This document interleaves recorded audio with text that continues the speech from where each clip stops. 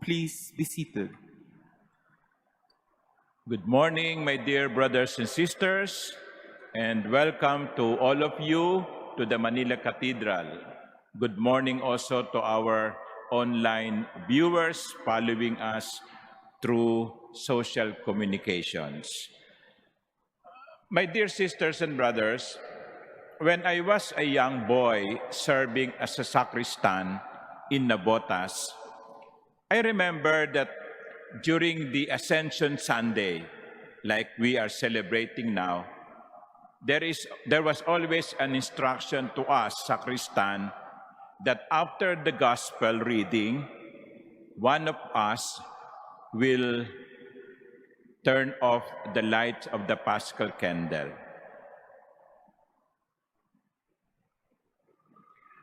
Then we asked the head sacristan, why? And the answer to us was, umakyat na si Jesus sa langit. Yan. Kaya sa buong maghapon, sa buong linggo, until Pentecost, which is next Sunday, the Paschal candle was still in the sanctuary, but no longer lit. So inisip namin, umakyat na si Jesus sa langit, kaya wala nang sindi ang Paschal candle. Absent na si Jesus. But my dear brothers and sisters, let me be clear about this. With the ascension of Jesus, it is true that His physical presence is no longer here. But Jesus does not abandon us. Okay? Sana po maliwanag yun, ha? Totoo na si Jesus ay umakyat sa langit. He was no longer present physically, pero hindi nangangahulugan na iniwan tayo ni Jesus. Because His physical absence means physical presence in different ways. Maaaring hindi na natin siya nakikita kung paanong nakikita natin ang isa't isa. Nakikita ninyo ako ngayon, nakatayo sa harapan ninyo. Nakikita ko kayo ngayon na nakaupo sa harap ko. Iba naghihikab. No? Okay? Wala na yon kay Jesus. Umakyat na siya sa langit. Pero siya'y kasama pa rin natin ngayon.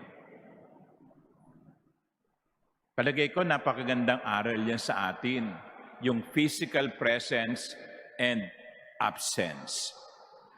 Because sometimes, even in families, we are physically present, but we are mentally absent. Ang importante ay yung physical presence and physical and mental presence. Hindi lamang yung nagkakasama-sama sa pamilya, magkakasama sa isang lamesa, magkakasama sa isang kwarto, magkakasama sa isang tahanan. Hindi lang ganon. Dapat merong communication. Merong pag-uusap. Kasi madalas ganitong eksena, ha? Ewan ko kung totoo yan sa mga pamilya nyo, no? Pero kuminsan ganitong eksena sa mga pamilya, magkakasama, pero may kanya-kanyang tinitig ng cellphone. Mga nanay at tatay, huwag niyong hayaan na maging habit ng inyong pamilya yung ganon.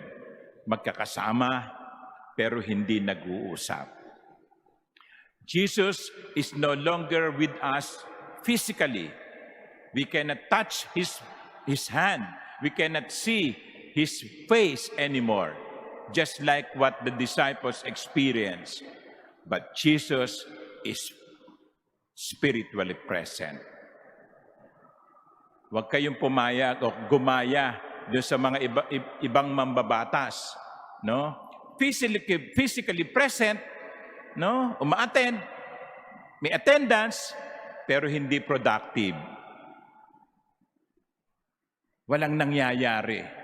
Jesus is not physically present, but His grace overflows. He works even now. He is productive. Physical presence demands physical production. Present ka nga, wala ka man na itutulong, nang gugulo ka pa. Of course, kabaligtaran din naman totoo, physically absent, pero tumatanggap ng sweldo. Di ba? Sarap naman ng buhay. No? Sa opisina ba, merong ganon? No? Di ba? Absent. Minsan, late. Pero, kompleto ang sweldo, ang sarap ng buhay. Sana ganun lahat, no? Physical presence, spiritual presence. Jesus may not be physically present, but Jesus is with us. That is the first reminder of the Ascension Sunday. Jesus does not abandon us. Kaya nga narinig natin sa Ebanghelyo, "Behold, I am with you always until the end of the age." Kaya kapag may problema, alam natin, naririnig tayo ni Jesus. Kapag may pinagdadaanan, alam natin meron tayong matatawagang Jesus. Sapagkat nakikita niya ang nangyayari sa atin, alam niya kung ano ang nangyayari sa atin. Hindi siya katulad ng Paschal candle na walang ilaw. Paschal candle na may sindi.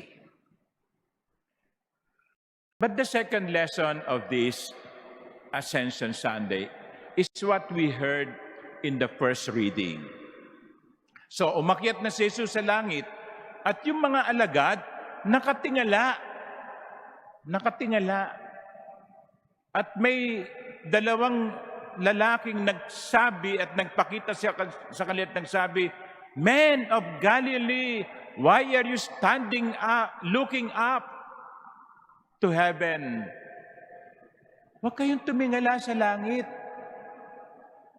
Umalis si Jesus, pero may binigay siyang misyon sa inyo. Umalis si Jesus, pero meron siyang assignment na ibinigay sa inyo. Kaya huwag kayong tatayo-tayo dyan. Yan mga minamahal kong kapatid, ang gusto ding sabihin sa atin ng pagdiriwang na ito. The ascension is the end of Jesus' work, but it is also the beginning of the church's mission. Ha? Totoo yun, ha? Si Jesus umalis, pero may ibinigay sa ating assignment. Anong assignment natin? Gawin natin ang mundong itong banal. Gawin natin ang mundong itong makatarungan. Gawin natin ang mundong ito na mapagmahal. Gawin natin ang mundong ito na matino. Kaya nga, ang sabi ng Panginoon sa Ebanghelyo, "Go! Go therefore and make disciples of all nations, baptizing them in the name of the Father and of the Son and of the Holy Spirit. Make them part of the family of God. Make them members of the people of God.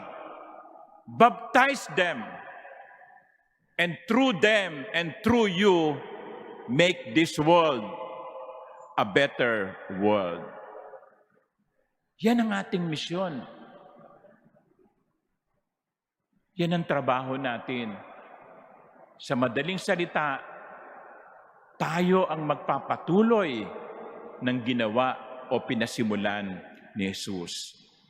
Ang kanyang pangangaral tungkol sa kabutihan, ang kanyang pangangaral tungkol sa kaharian ng Diyos, ang kanyang paggawa ng mga himala, ang kanyang pagpapakita ng kabutihan, ang kanyang pagtanggi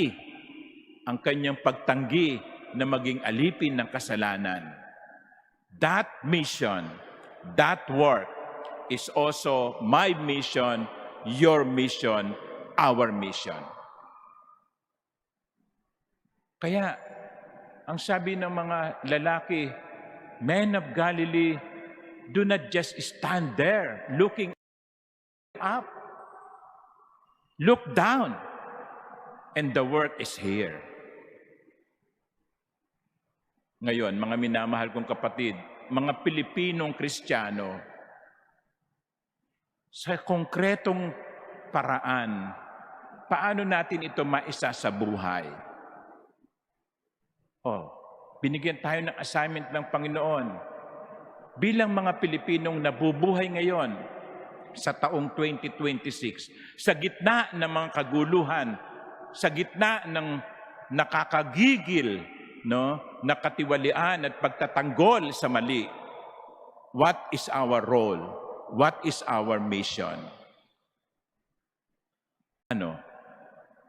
Titingin na lamang tayo at hayaan natin silang magpatayan, mag-away-away?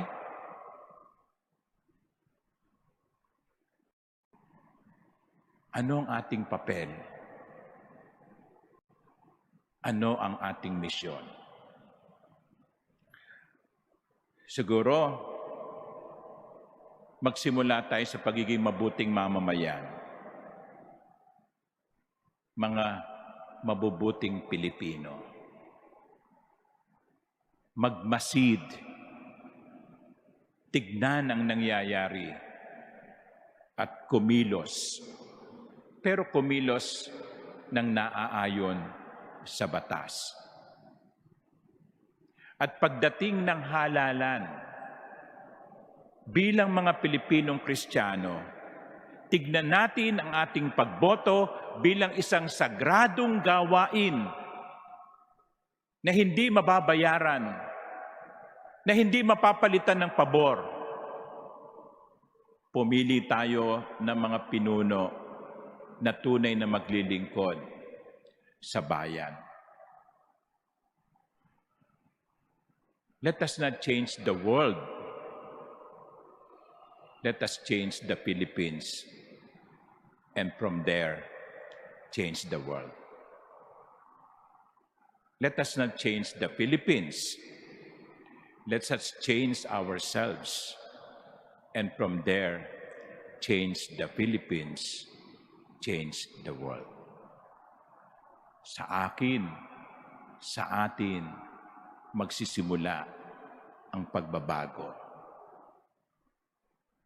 Tandaan ninyo, yung mga politiko ngayon, yung iba dyan kakandidato uli, matuto na po tayo. Tandaan natin ang kanilang mga kawalanghiyaan. Mahalin natin ang ating bayan. Maging tapat tayo sa ating misyon. Ngayon, sasabihin nyo, Father, mahirap po yata yan. Nag-iisa lang ako. Anong magagawa ng iisa? O anong magagawa ng 10? Anong magagawa ng 100? Well, katulad po tayo ng walis tingting. Isang tingting, hindi makapaglilinis. 2 piraso ng tingting, walang magagawa. Pero pag sama-samahin mo ang maraming tingting, lilinisin nito ang paligid. By ourselves, we cannot do it. But together, we can. And let us ask the Holy Spirit to guide us. My dear brothers and sisters, Jesus is no longer physically present, but He is still with us. Jesus has ended His work, but ours has begun. Let us be truthful to that mission. Amen.